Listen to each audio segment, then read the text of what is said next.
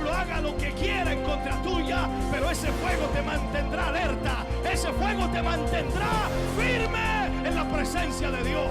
Hoy día podemos estar agotados, hoy podemos estar cansados, pero Dios prometió de su espíritu y Él prometió que levantaría una iglesia poderosa. Vive Jehová el Señor, que Él está aquí en esta hora. Ministerio Pastor Hugo Alfonso Montesinos presenta el mensaje de Dios. Leemos la palabra del Señor y lo hacemos en el nombre del Padre, Hijo y Espíritu Santo. Y aconteció un día que estando Elí acostado en su aposento, cuando sus ojos comenzaban a oscurecerse de modo que no podía ver, Samuel estaba durmiendo en el templo de Jehová, donde estaba el arca de Dios. Y antes que la lámpara de Dios fuese apagada, Jehová llamó a Samuel y él respondió: heme aquí. Oremos al Señor. Padre, en el nombre de Jesús, vamos ante su presencia, dándole muchas gracias, Señor, pues nos permite en esta mañana poder tener, Dios mío, para nosotros, para nuestra vida, esta palabra maravillosa. Yo le pido, Señor, que usted nos hable, nos ministre y ponga en nuestro corazón y vida, Señor, un despertar especial ante esta palabra. Señor, yo le pido hoy que su Espíritu Santo nos toque y al mismo tiempo nos fortalezca. Gracias por lo que usted hablará a nuestra vida y a nuestro corazón. Gracias por lo que usted ministrará en esta mañana.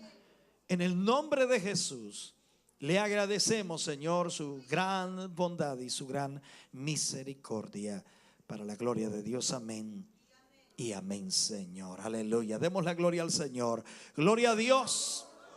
Gloria a Dios. Gloria a Dios. Aleluya. Vamos a usar como título del mensaje hoy: una noche gloriosa. Una noche gloriosa. He leído infinidad de veces este pasaje, todo este capítulo en realidad, y he predicado de él en, creo, un montón de oportunidades. Para los que llevan años aquí, sin duda recordarán muchos mensajes acerca de este pasaje. Y en la semana leía estos versículos una vez más, y Dios me da un enfoque totalmente diferente a los demás. Sin duda la historia es la misma, pero lo que Dios me hace destacar es esa noche gloriosa de Samuel. De acuerdo a la historia que tenemos aquí, es sin duda el momento más crucial en la vida de un hombre o de una mujer. El tener un tiempo de intimidad con Dios o en donde Dios le habla. Creo sin lugar a dudas que cada momento en la vida del creyente debe estar direccionado en aquello que lo hará crecer y también lo hará avanzar en el Señor. Si nosotros entendemos bien esto, realmente nuestra vida debe estar siempre enfocada en lo que nos hace crecer y lo que nos hace avanzar en el Señor. Tenemos una realidad en nosotros. Nuestra mente es muy frágil, nuestra vida es también muy compleja y lamentablemente a veces colocamos todos los problemas encima de la mesa y solo vemos problemas. Y ante esa realidad, lógicamente, nosotros no vemos lo que Dios puede hacer o lo que Dios tiene para nosotros, o no vemos incluso que a veces a través de los conflictos o problemas que vivimos, Dios está trabajando para hacer de nosotros algo mejor de lo que somos. Hay momentos en la vida que nos cambian para bien. Hay momentos en la vida que nos marcan en lo más íntimo de nuestro ser, que nos marcan en el sentido de que nos hacen tener mejores proyecciones de Dios para nosotros. Dios se manifiesta, Dios obra, Dios nos ministra, Dios nos toca, Dios influencia en nosotros, Dios hace algo especial y esos momentos nos proyectan en Dios porque realmente vivimos algo maravilloso. La historia bíblica cita el desarrollo de Israel, o al mismo tiempo podríamos decir la historia de Israel. Este periodo en el cual Samuel existe es el periodo llamado el tiempo de los jueces. El tiempo de los jueces. Israel tuvo una época que duró aproximadamente 450 años, en donde estuvo el periodo de los jueces. Dios ponía jueces sobre Israel para que juzgaran y Elí fue uno de estos. También Samuel entró dentro de ellos. Aunque en este tiempo de los jueces existía la teocracia, o sea, el gobierno de Dios, eso es teocracia. Democracia es el gobierno de los hombres. La teocracia es el gobierno de Dios. Por lo tanto, el pueblo vivió esta teocracia, el gobierno de Dios, porque Dios ponía jueces para que juzgaran en la voluntad del Señor. Por lo tanto, el pueblo, lamentablemente, en este periodo de 450 años, a pesar de que vivía bajo la teocracia, el gobierno de Dios, lamentablemente el pueblo vivía en una apostasía nefasta, terrible. El pueblo era apóstata. Cada día el pueblo se alejaba más de Dios. O sea, cada día la realidad de la comunión con Dios no existía en Israel y ahí se iba alejando de Dios. Y al mismo tiempo el pueblo de Israel, al vivir este tipo de apostasía, introducía dentro de él todo lo que era el paganismo y las costumbres de naciones vecinas o paganas, y comenzaban a vivir de acuerdo a esos conceptos o ideas o pensamientos. El desenfreno que existía en Israel era inmensamente grande. Cada quien hacía lo que bien le parecía, de acuerdo a lo que la Biblia dice en el libro de Jueces capítulo 21 versículo 25. O sea, cada quien hacía lo que le parecía. Vivían bajo sus propias normas, bajo sus propias leyes, por decirlo así, a pesar de que debían vivir de acuerdo a la norma de Dios. El juez de aquel momento en que Samuel aparece era Elí, el sacerdote Elí. Él era el juez para Israel. Él es el que debía guiar, o era el que debía guiar a Israel en la búsqueda de Dios o en la comunión con el Señor. Él tenía la responsabilidad de decirle al pueblo de Israel que Jehová era su Dios y que ellos debían honrarlo y vivir para él. La vida espiritual del pueblo de Israel era deprimente, decadente. En realidad habían problemas muy serios, sobre todo si usted ve el versículo 1 del capítulo 3. Increíble lo que sucedía allí. O sea, pecado, inmoralidad, corrupción. Había un alejamiento total de la presencia del Señor. Y ahí vemos entonces lo primero, que es la crisis espiritual de Israel. Israel estaba en crisis. Yo no sé si usted alguna vez se ha sentido en una crisis espiritual, donde prácticamente no siente nada. Y no digo que Dios no le toque, sino que usted no siente nada por Dios. Una crisis espiritual. Y en esta crisis espiritual se connotaban algunas cosas, como por ejemplo que la palabra del Señor escaseaba. No había palabra del Señor. Y a partir de aquí, lógicamente, podemos ver dos razones que ocasionaban esto. La primera razón es que la ley no se estaba estudiando ni tampoco se estaba aplicando. La ley de Dios no se estaba estudiando en Israel ni tampoco se aplicaba en Israel. Y la responsabilidad de que eso sucediera era de Elí. Elí era el juez, el que tenía que poner la normativa sobre Israel para que todo Israel buscara de la presencia de Dios. Y lamentablemente eso no estaba sucediendo. Segundo, los predicadores de Israel o los profetas de Israel, o en este caso el juez de Israel, no estaban ejerciendo bien su función, no estaban ejecutando la responsabilidad que Dios había puesto sobre ellos. Y lamentablemente en este tiempo no era común oír la palabra de Dios. Todo estaba en crisis. El resultado era un pueblo totalmente descarriado y sin conocimiento de Dios. Eso es lo que pasaba en Israel. Y Elí tenía la responsabilidad de guiar a ese pueblo a la presencia del Señor. Hoy cada líder, cada predicador, cada ministro tiene la responsabilidad de guiar al pueblo de Dios a la presencia de Dios, a una comunión con el Señor. Tiene la responsabilidad de marcar las pautas de Dios y poner los puntos sobre las íes, como le llama alguien por allí, para que la iglesia o el pueblo pueda realmente entender su responsabilidad con Dios. No podemos dejar de buscar al Señor, porque sin el Señor no somos nada. Y no podemos dejar de buscar esa comunión con Dios, porque esa comunión con Dios es la que nos da la solidez y la firmeza y la convicción de la existencia de ese Dios, y saber al mismo tiempo que Dios estará con nosotros, ayudándonos en cada momento. Entonces, el pueblo de Israel ya estaba descarriado, sin el conocimiento de Dios.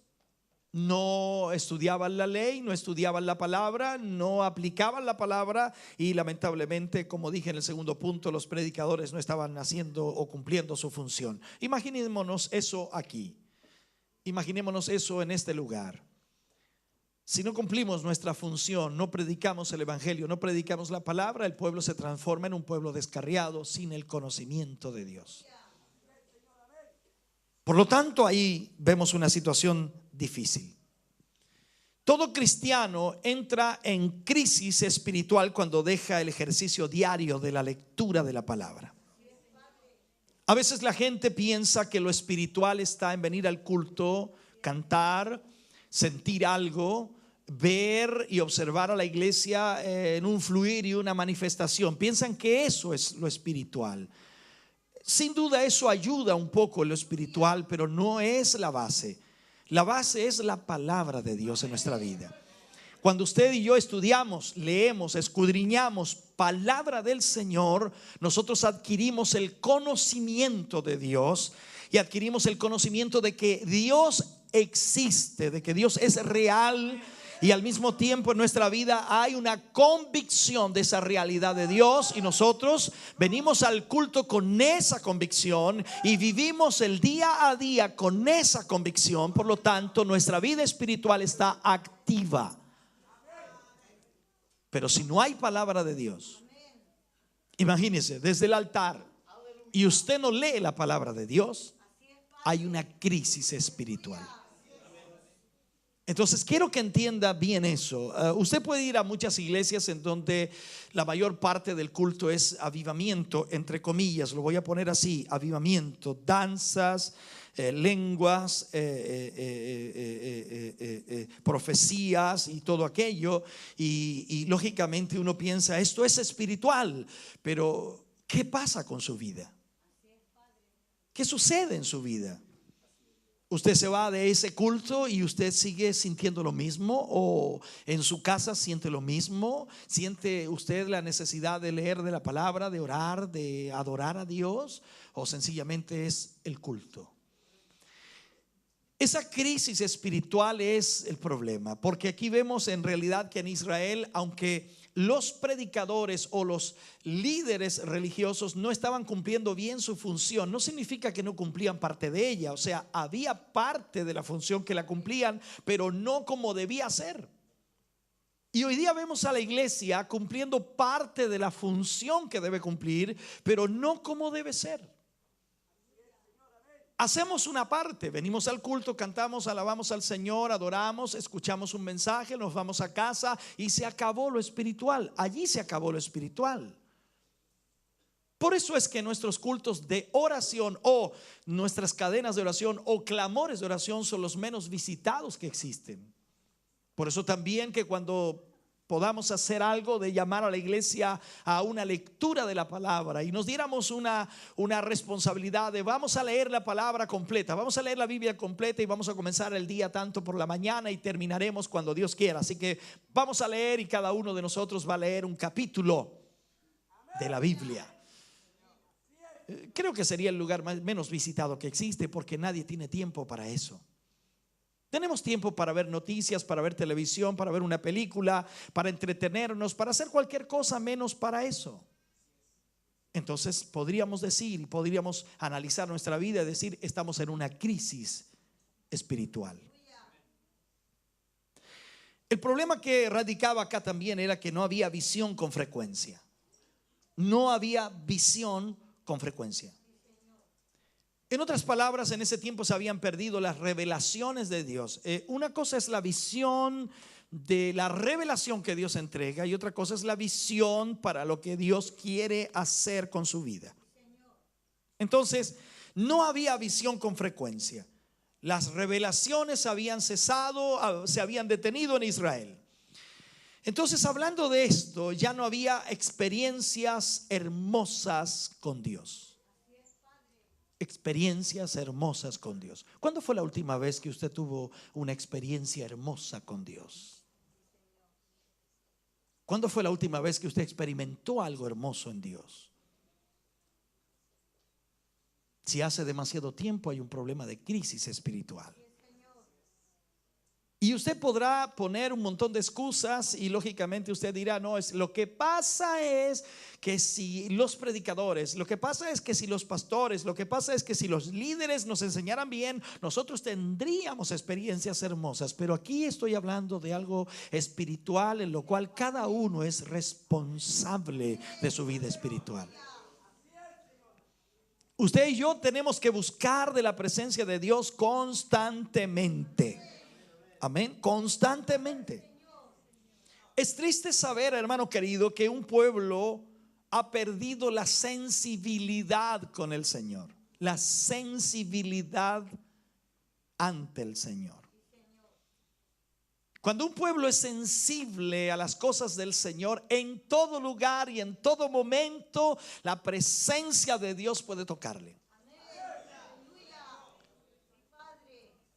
Yo escuchaba a veces un hermano que graciosamente decía, el Señor me toca en todas partes. Y a veces yo tengo que decirle, Señor, ahora no, Señor, ahora no, ahora no. Estoy trabajando, Señor, déjame un ratito. Ya vamos a tener una comunión hermosa. Ya, déjame un ratito. No, hay algunos aquí que dicen, ¿y cuándo me vas a tocar, Señor? O sea, piensa en esto. La vida espiritual es algo que es constante. No estoy hablando de que usted constantemente habla en lenguas, constantemente usted ríe, llora. No, estoy hablando de tener la conciencia de que usted está en presencia de Dios las 24 horas del día. Y que usted en cualquier momento puede recurrir a su presencia y decirle, Señor, yo te amo, yo te alabo, yo te bendigo, yo te glorifico. Y eso llena su alma y su corazón.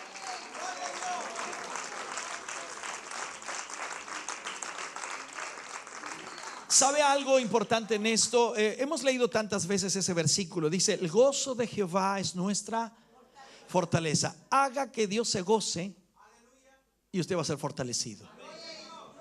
O sea, ¿cómo usted va a hacer que se goce Dios? Sencillamente adorándole, exaltándole, dándole a Él toda la honra y toda la gloria, diciéndole lo hermoso que es Él para usted. Y eso va a provocar gozo en Dios y fortaleza en usted. Entonces, en esto, hermano, debemos entender que lo más triste en una iglesia es que lamentablemente haya perdido la sensibilidad ante el Señor. Usted no puede perder eso. No, usted es llorón, llorona. Somos llorones, ¿sí? Nos quebrantamos. No por nuestros problemas, sino por la presencia de Dios. Porque claro, podemos llorar por nuestros problemas. ¿Quién no tiene problemas? Claro, lloramos por nuestros problemas, pero es diferente llorar en presencia del Señor. Es diferente estar quebrantado no por un problema, sino por la presencia de Dios. Es diferente adorar a Dios porque realmente ahí es donde la presencia de Dios fluye. Entonces, mirando esta historia, el panorama en Israel era totalmente adverso, contrario. Contrario en el sentido de lo que debía ser. Debía ser un pueblo lleno del Señor, un pueblo que buscaba a Dios, un pueblo que amaba a Dios, un pueblo que glorificaba a Dios, pero era totalmente contrario. No estaba la presencia de Dios, y lo dice claramente. No había visión con frecuencia. La palabra de Dios escaseaba en aquellos días. Entonces aquí el escritor está mostrando en realidad la condición en la cual ha quedado un pueblo que inició con gloria.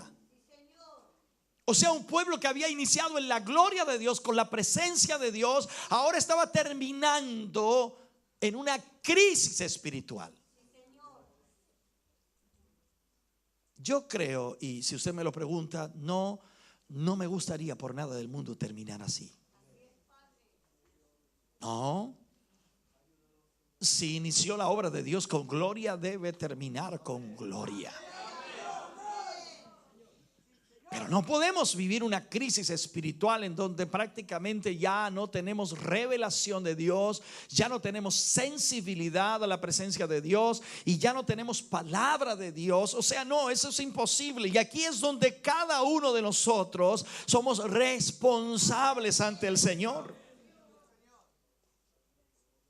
Entonces, un pueblo que había iniciado con la gloria de Dios, lamentablemente ahora ya no tenía ni gloria, ni poder, ni revelación, ni mover de Dios.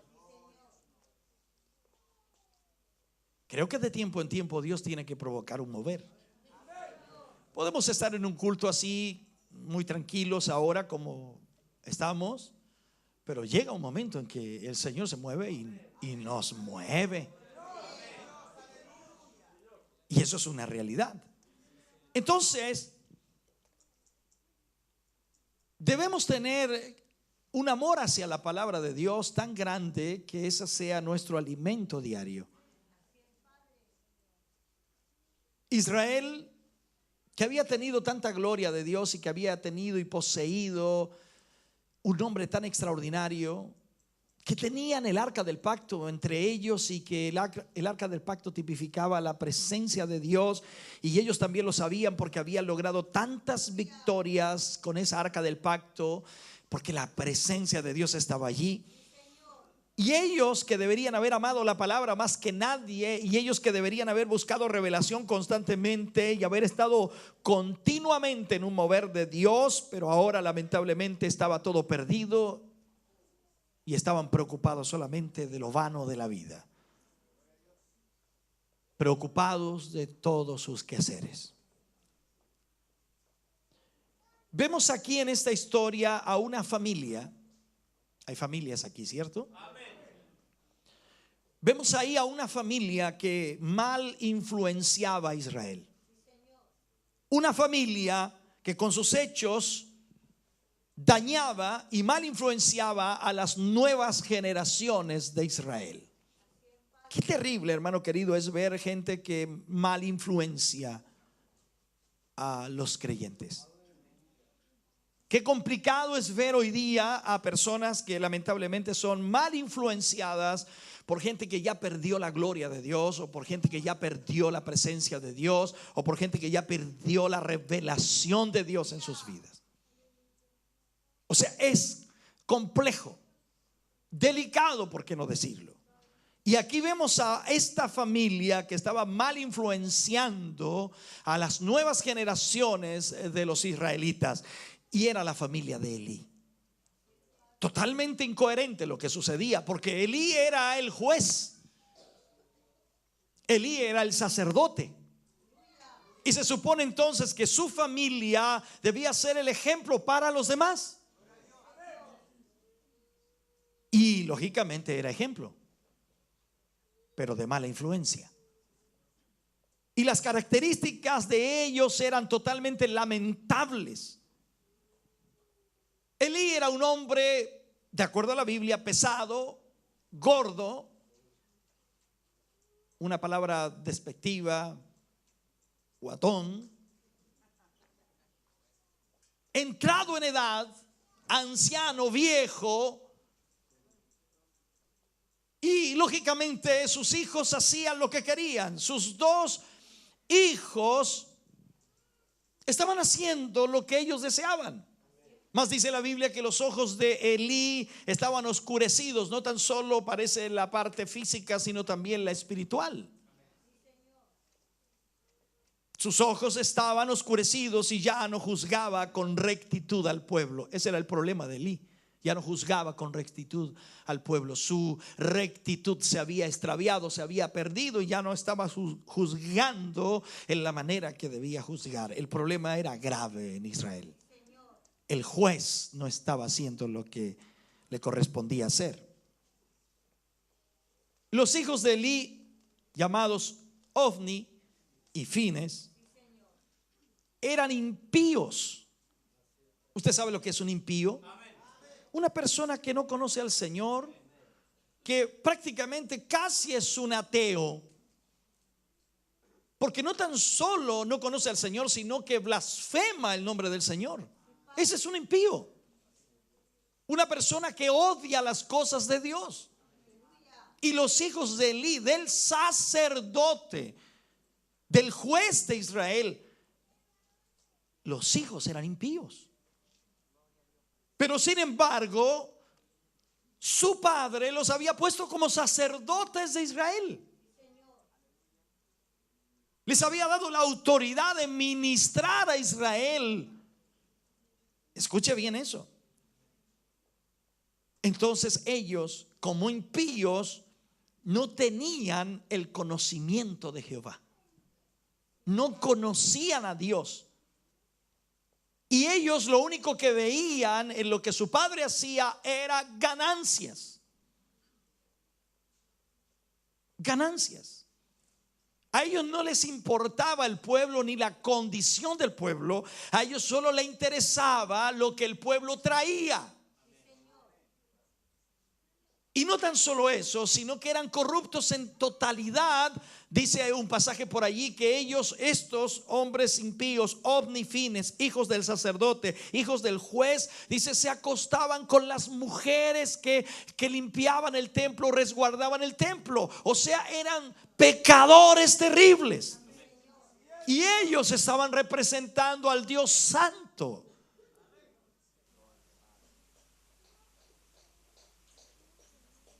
Aun cuando eran sacerdotes de Jehová, dice, no tomaban en cuenta a Dios, sino a las perversiones que ellos mismos hacían.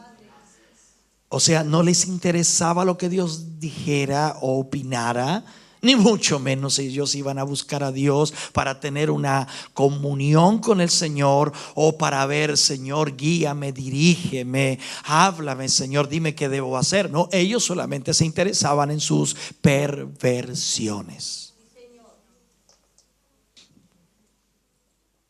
Aquellos jóvenes, Ofni y Fines, menospreciaban las ofrendas que se daban al Señor. Hay una ley, no voy a entrar en eso, sería muy largo, pero hay una ley para los sacerdotes. Los sacerdotes debían tomar ciertas partes de la ofrenda entregada, no todo, ciertas partes. Estos no, estos tomaban todo. Y aún así no permitían que cocieran, porque suponía que tenían que quemarse. No permitían que se quemara esa carne, sino que la sacaban y ellos se la llevaban. En otras palabras, la ofrenda no le llegaba a Dios, sino que la ocupaban ellos. De acuerdo a la escritura, en 1 Samuel 2:17 dice que Ofni y Fines eran abominables. Esa palabra es extraordinaria. Abominables. Y en una oportunidad Elí los trató de corregir, pero no oyeron su voz. No estaban ni ahí con Elí. O sea, Elí no tenía fuerza, no tenía energía, no tenía capacidad, no tenía autoridad sobre ellos. Y ellos hacían lo que se les venía en gana. Entonces esa era la condición de Israel. Así que ahora imagínense si Ofni y Fines estaban así, que eran los hijos del sacerdote, y Elí no podía hacer nada. Imagínense el resto cómo estaba. Eso es una seguidilla de maldad, de pecado, de corrupción, de inmoralidad. Y ante todo eso uno dice y piensa: Señor, ¿qué espera para este pueblo? ¿Qué se puede hacer con ese pueblo en esa condición, en esa circunstancia o situación? ¿Qué podrá hacer Dios allí? Alguien puede pensar, dice, ya aquí se acabó. No, aquí Dios ya no puede hacer nada más. Aquí Dios no puede realizar nada más. Pero no olvidemos que era su pueblo. Israel era el pueblo del Señor. Y cuando Dios ve eso, entonces Él decide tomar cartas en el asunto. Esto es extraordinario, es increíble. Dios trabaja con mucho tiempo de antelación. Tenemos en la historia, lógicamente, a este muchachito Samuel, nacido de una mujer estéril que lloraba en presencia de Dios y pedía y gemía al Señor que le diera un hijo. Y esa mujer no recibía respuesta de Dios. Señor, dame un hijo. Y Dios no respondía. Dame un hijo. Y Dios no respondía. Dame un hijo. Y Dios no respondía. Dame un hijo. Y Dios no respondía. Y de repente le dice: Señor, si me das un hijo, te lo entrego a ti. Te doy un hijo. Qué increíble. Dios estaba esperando a alguien dispuesto o dispuesta a entregar para Él. Entonces ahí nace una luz de esperanza para este pueblo, para esta nación que estaba en la corrupción, en la inmoralidad. Entonces nace esa luz de esperanza llamada Samuel. En medio de aquel ambiente creció Samuel. Los hijos de Elí, Ofni y Fines, pecando, haciendo todo lo que querían. Y él crece ahí, en medio de ese ambiente. Increíble. Pero Samuel amaba a Dios. Alguien puede pensar que en medio de tanta corrupción Dios ya no tiene nada que hacer. Pero este joven amaba a Dios. Dice la escritura en uno de los pasajes: y Samuel ministraba a Jehová delante del sacerdote Elí. Creo sin lugar a dudas que Elí también vio una esperanza en Samuel. Ministraba en la presencia de Jehová vestido de un efod de lino, dice. Ministraba en presencia de Jehová vestido de un efod de lino como sacerdote. Y Samuel fue el que marcó la diferencia en Israel. Elí no pudo hacerlo, los hijos de Elí no pudieron hacerlo. Y Samuel, un muchachito que venía de una mujer estéril, que llegó aproximadamente a los 10 años de edad al templo para servir a Elí, y de esa manera limpiar el templo, sacar la ceniza y todo aquello. Pero allí estaba este muchacho que amaba al Señor y lo único que quería hacer era servir a Dios. Era querer agradar a Dios. Y Samuel marcó esa diferencia. ¿Por qué? Porque la Biblia dice en 1 Samuel 2:26, dice: y Samuel fue acepto delante de Dios. O sea, a Dios le agradó lo que Samuel hacía. A Dios le gustó lo que Samuel hacía. Yo no sé si a Dios le gusta lo que usted hace. Yo no sé si Dios aceptará lo que usted está haciendo o no. Pero lo que Samuel hacía, a Dios le gustó, a Dios le agradó. Y lo aceptó. Dice la Biblia que cada año su madre le hacía una túnica pequeña y le recordaba, su madre le recordaba constantemente que él había nacido para cosas grandes. Y su madre le decía que él tenía que amar a Dios. Es como usted le dice a sus hijos hoy: tú tienes que amar al Señor. Entonces ella le decía que tenía que amar al Señor. Y cada año su mamá lo veía y lo hacía comprender que él estaba en el templo para vivir completamente para Dios.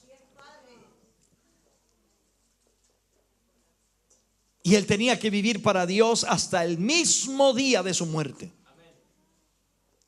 Le hacía comprender que él estaba allí para servir a Dios. Y al mismo tiempo para mostrar ante los ojos de todos los que lo vieran que sí se puede vivir para Dios en santidad en medio de un mal ambiente. Yo no sé si usted está haciendo eso.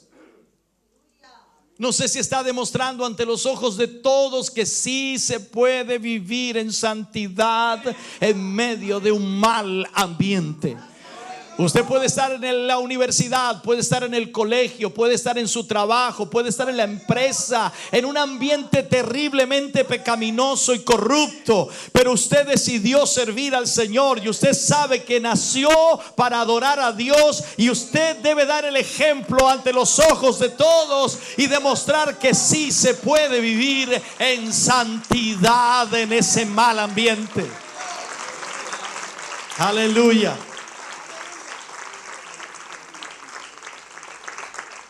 O sea, usted podrá ser presionado por todo el pecado y la maldad que existe, pero usted dice: no, yo nací para servir al Señor. Yo nací para adorar al Señor. Yo nací para demostrarle al mundo que sí se puede vivir para Dios.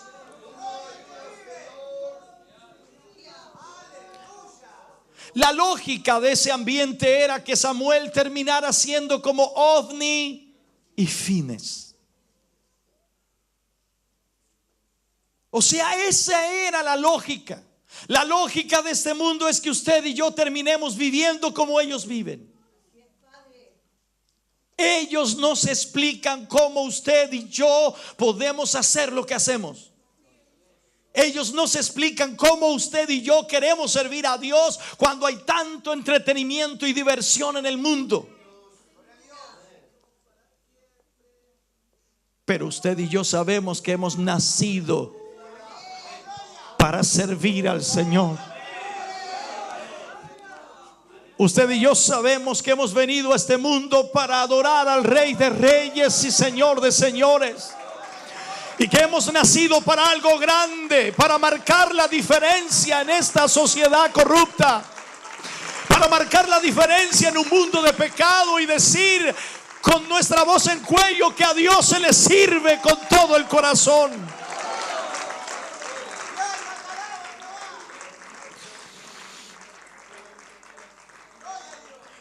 Dios puso los ojos en aquel bello joven, Samuel. Era un muchacho diferente.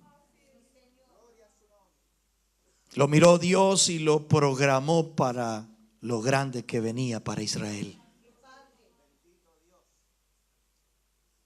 Lo miró y Dios centró su esperanza allí. Imagínate, del lugar menos indicado. Lógicamente era el templo de Jehová. El sacerdote estaba allí, los hijos estaban allí,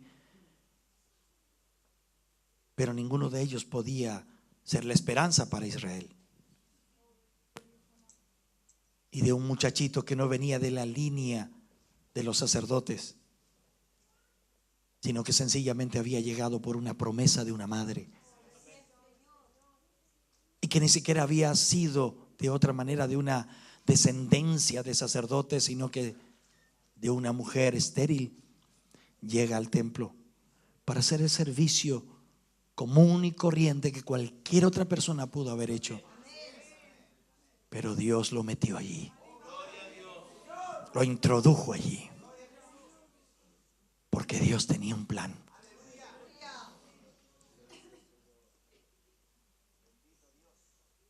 Y dice la escritura, literalmente, y me fascina esa frase: y antes que la lámpara del templo de Dios fuese apagada, Dios llamó a Samuel.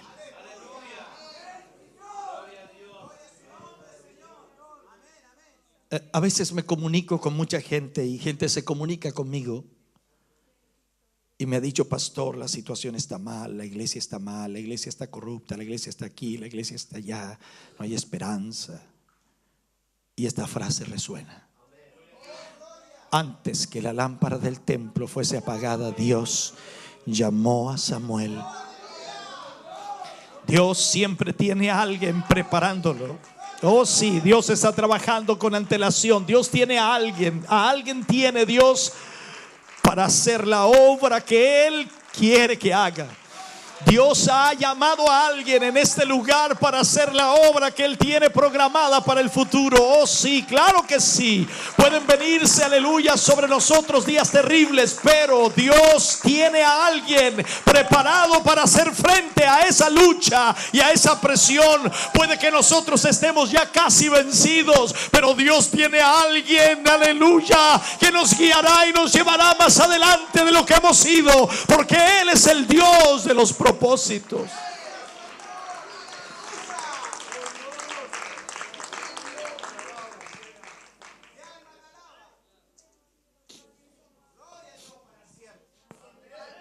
La Biblia dice que era de noche. Elí, el sacerdote, estaba acostado en su aposento y Samuel dormía en el templo. La Biblia no especifica en qué lugar del templo, pero si dice en el templo era porque estaba en el templo. La lógica hubiera sido que el sacerdote estuviera durmiendo en el templo, pero no era el sacerdote, era Samuel. Eso nos muestra que este muchacho amaba tanto a Dios que ni siquiera se quería ir a su aposento a dormir, sino que dormía en el templo de Dios. Es como pensar que alguien dice: bueno, váyanse todos, yo traigo mi colchoneta y me tiro allí y duermo, y entre duermo y oro, y entre oro y duermo, pero yo quiero estar aquí en el templo porque aquí me siento bien. Más allá de buscar una protección en el templo, él buscaba a Dios. Y ahí estaba. Y antes que esa lámpara fuese apagada, Dios llamó a Samuel para algo grande, para algo tremendo. Él lo llamó para que la manifestación y la revelación volviera a aparecer en Israel. Después de tanto tiempo, después de tanto tiempo de pecado, de maldad, de corrupción, entonces Dios llama a Samuel para volver a manifestar su revelación,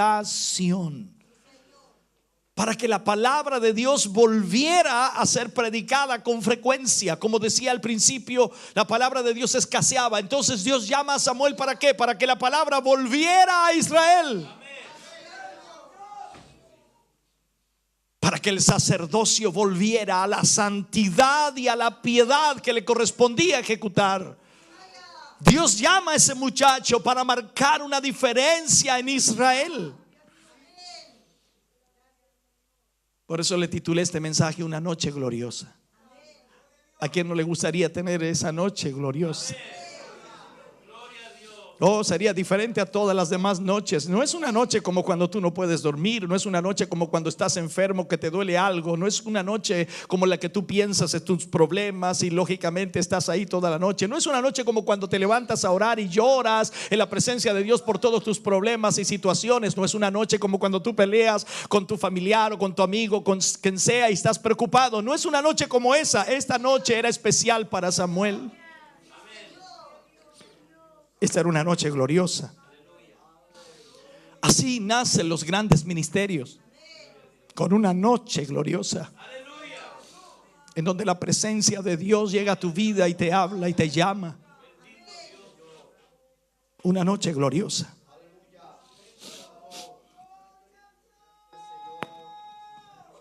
La noche gloriosa habla de aquel momento en que tenemos la experiencia con Dios.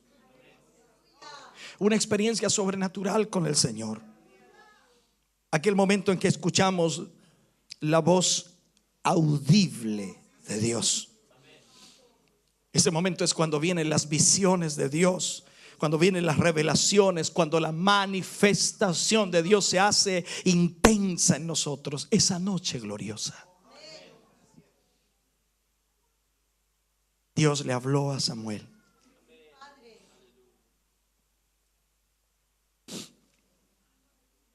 Y Samuel yendo donde Elí, pensando que Elí lo llamaba.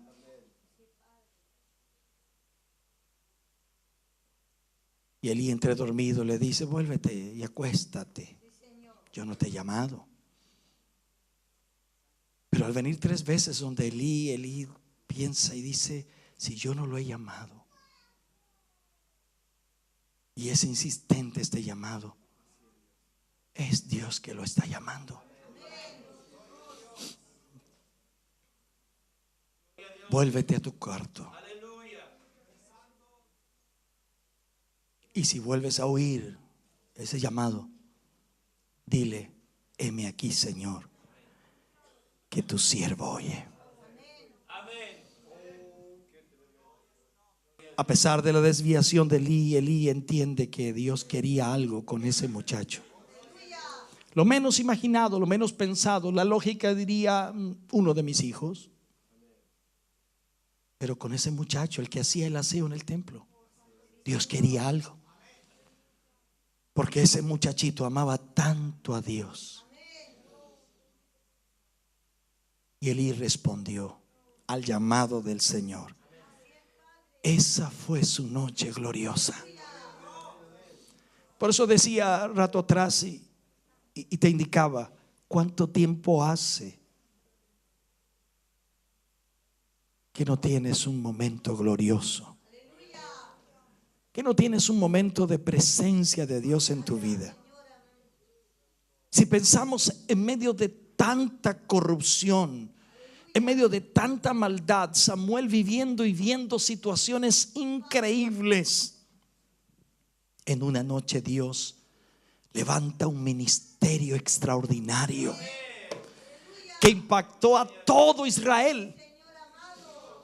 Porque desde el día en que el Señor llamó a Samuel, Israel tuvo la esperanza de palabra de Dios y tuvo la esperanza de revelación de Dios. Y Samuel fue el hombre que guió al pueblo de Dios como juez de Israel con rectitud y lo volvió a la presencia de Dios. Fue glorioso.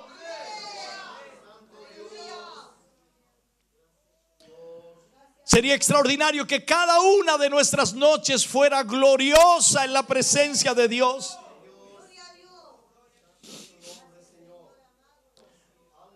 Pero usted y yo sabemos que no hay muchas noches gloriosas en nuestra vida.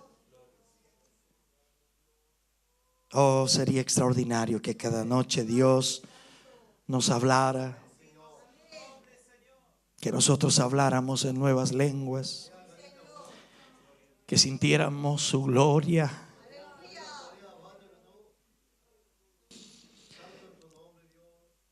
que su presencia nos invadiera, que nuestra habitación pareciera que se llenara de luz, Que esa gloria nos envolviera de tal manera que nosotros ya no viéramos límites, ni barreras, ni obstáculos, sino solamente viéramos el poder extraordinario de Dios para hacer una obra en nuestros días que a todo hombre y mujer les sería imposible imaginar siquiera. Una noche gloriosa puede transformarse en una mañana gloriosa. Esa noche para Samuel fue determinante para su ministerio, para su llamado. Esa noche puede ser determinante para su vida, para su ministerio, para su llamado. Una noche gloriosa. Cuando Dios me habló acerca de este mensaje, Dios me trajo a la memoria esa noche gloriosa cuando Él me habló y me dijo que tenía que venir a esta ciudad. Me trajo a la memoria otra noche gloriosa cuando yo quería retornar y no seguir en esta zona, y Dios en esa noche gloriosa me dice que tenía que permanecer.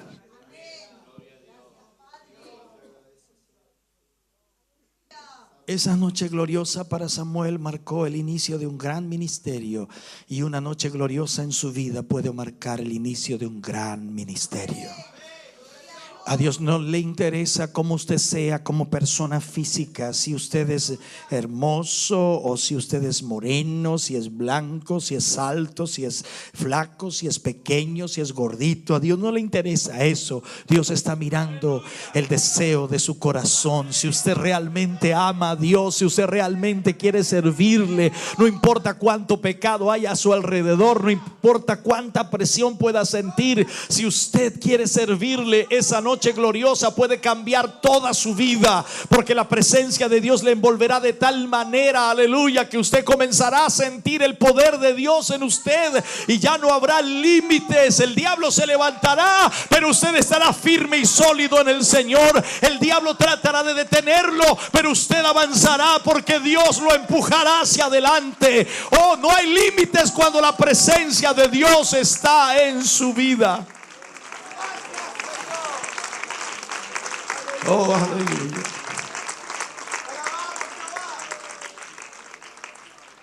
Aleluya. ¿Cuánto tiempo haces que no disfrutas de una noche gloriosa? ¿Cuánto tiempo haces que no sientes la gloria de Dios en tu vida? Quizás esta mañana marque la diferencia. Quizás esta mañana sea lo más importante. Póngase de pie, por favor. Póngase de pie.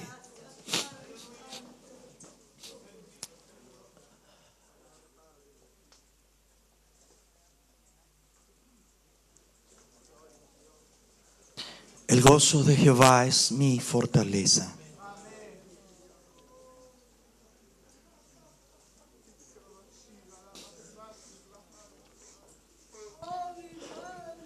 Su presencia y su Espíritu Santo es el que nos ayuda en los momentos difíciles, en los momentos complicados, en los momentos en que nuestra vida parece ya declinar y ya no tiene dirección. El Espíritu Santo viene y trata con nosotros. Hay una esperanza en mi corazón.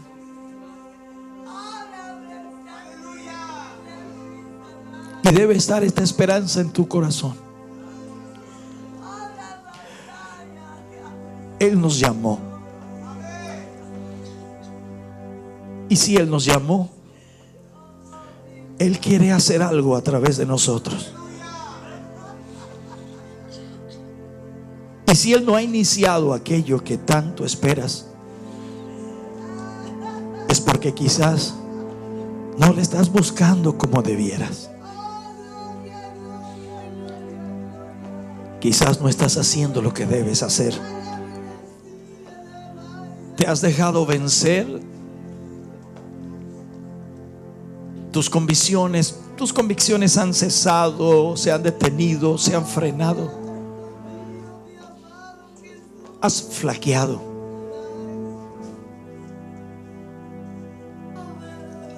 Pero Él es nuestra esperanza. Y si en esta mañana estás allí confundido y presionado, y hace tanto tiempo que su presencia no te inunda, que su presencia no te toca, esta es la mañana para venir ante el Señor y decirle: Dios, te necesito.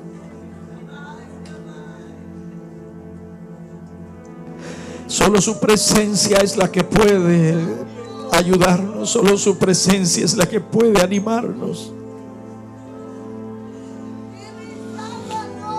Deja por un momento todos tus problemas de lado. Deja por un momento todas tus dificultades. Deja por un momento todas tus presiones.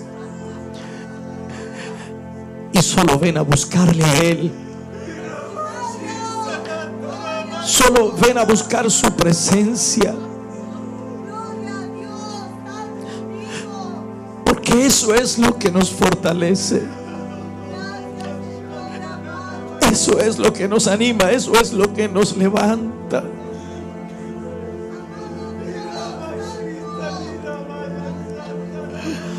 Sin duda Samuel debe haber sido tan presionado por Ofni, por Fines, por el pecado, por la corrupción que había, pero aún así ese muchacho amaba tanto a Dios que la única manera y la única forma de permanecer aislado de tanta maldad era aún dormir en el mismo templo. Iba al único lugar donde se sentía seguro, en el templo de Jehová. Y allí Dios le llamó. Dios no te llamará cuando estés en tu casa, no te llamará cuando estés en el trabajo, no te llamará cuando estés en otro lugar. Dios te llamará cuando estés en el templo, cuando vengas a su presencia, cuando estés buscando de Él, cuando estés anhelando de Él. Dios te llamará allí.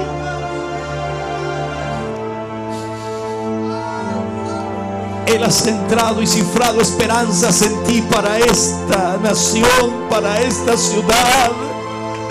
Él ha cifrado esperanzas en ti para hacer algo especial con tu vida. No es tan solo para con tu familia, sino para todo un pueblo, toda una nación. Este país necesita Samueles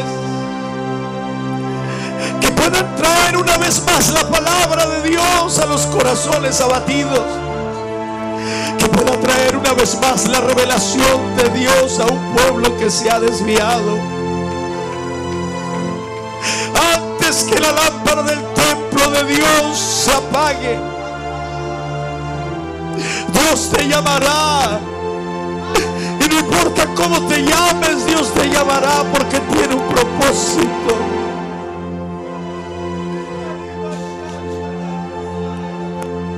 Oh, Espíritu de Dios, Espíritu de Dios.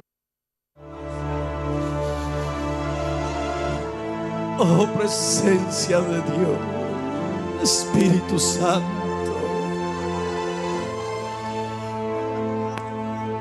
Aleluya, aleluya.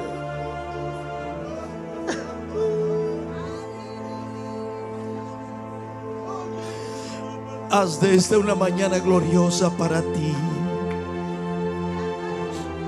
Permítele al Espíritu de Dios tratar con tu vida y tu corazón. Haz de esta mañana una mañana gloriosa. Deja que el Espíritu Santo de Dios fluya sobre tu vida y tu corazón. Que te restaure a la posición que Él tiene para ti. Que te lleve a experimentar de su presencia, de su poder, de su gracia, de su fuego. Oh, que las lenguas vuelvan a fluir en tu vida. Que el gozo de Jehová vuelva a tu corazón. Que la fortaleza de Dios te inunde una vez más. Que hoy no sean tus problemas los que te llevan a llorar y a quebrantarte, sino que sea la presencia de Dios la que quebrante tu corazón. Oh, Espíritu de Dios, Espíritu de Dios. Oh, bendito sea el nombre del Señor. Oh Dios, te adoramos y te bendecimos. Te adoramos y te bendecimos, Señor. Obra bashandara carandia en mí. Obrita senda robo curita y ambremai. Oh, aleluya, aleluya, aleluya. Proba shandara o caranti. Ebradiano bripa curita sanda. Aleluya, aleluya. Levanta tus manos, iglesia, y adora al Señor en esta mañana. Adora a tu Dios en esta mañana. Exáltale, dale a Él tu mejor alabanza. Oh, abre tus labios, únelos a tu mente y corazón para exaltar el nombre del Señor. Glorifica a Dios en esta mañana, aleluya. Él es digno de ser alabado, Él es digno de ser glorificado. A ti es la gloria, Señor, a ti es la gloria. Padre, te alabamos y te bendecimos en esta hora. Recibe toda honra, recibe toda gloria, recibe toda alabanza, Señor. Oh, aleluya, aleluya, aleluya, aleluya, aleluya. Oh, bravasa, oh, aleluya. Oh, brava santa macana.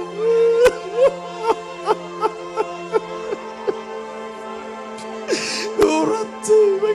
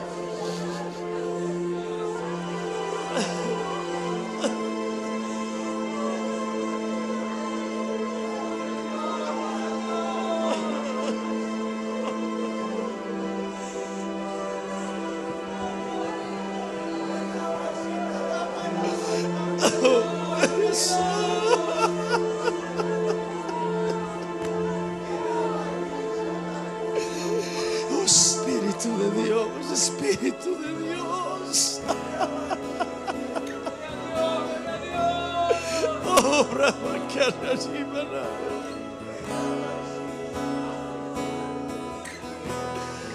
Ahorita te vas a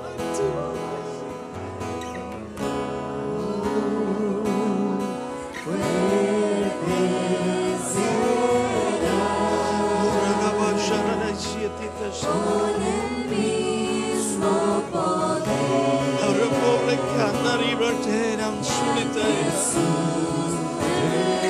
Oh, aleluya, aleluya, aleluya.